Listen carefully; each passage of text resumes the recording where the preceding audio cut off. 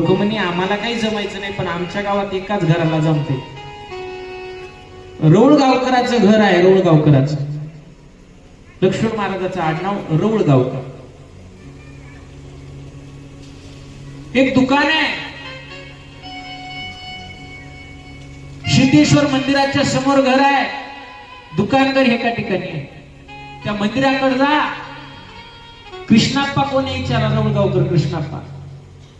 त्यांच्या दारावर जर जाऊन तुम्ही तुमच्या अपेक्षा मांडले की नाही, ते पूर्णच करतात. व 30 जण ज्या गावातल्या लोकांनी सांगितलं ते ऐकलं, इकडे आले.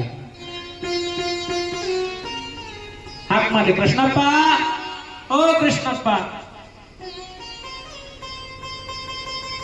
कृष्णाप्पा बाहेर आले. पाहिलं 30 महाराज माणसं, 30 भगवी वस्त्र धारण केलेले, कपाळाला भस्म लावलेलं. बोला महाराज, अहो तुमच्या साधू संतांचे पदस्पर्श माझ्या घराला लागले, काय भाग्य. सांगा म्हणे, काय करू.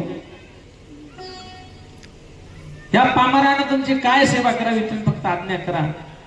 तन मन धनानं आम्ही तुमची सेवा करू. ते म्हणे, काही नाही कृष्णप्पा, आम्हाला 30 दिवसासाठी तुमच्या गावामध्ये राहायचे, आमची व्यवस्था करा.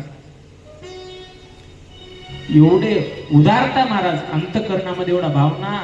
लोकांकडून 100 रुपये व्याजाने घेतले. त्या दाम्पत्यानं त्यांची महिन्यासाठी व्यवस्था केली. महिन्यासाठी दान धर्म. त्या टाइम मध्ये, त्या वेळेमध्ये जोपर्यंत ग्रंथ चालू आहे, त्या काळात दान धर्म करावा.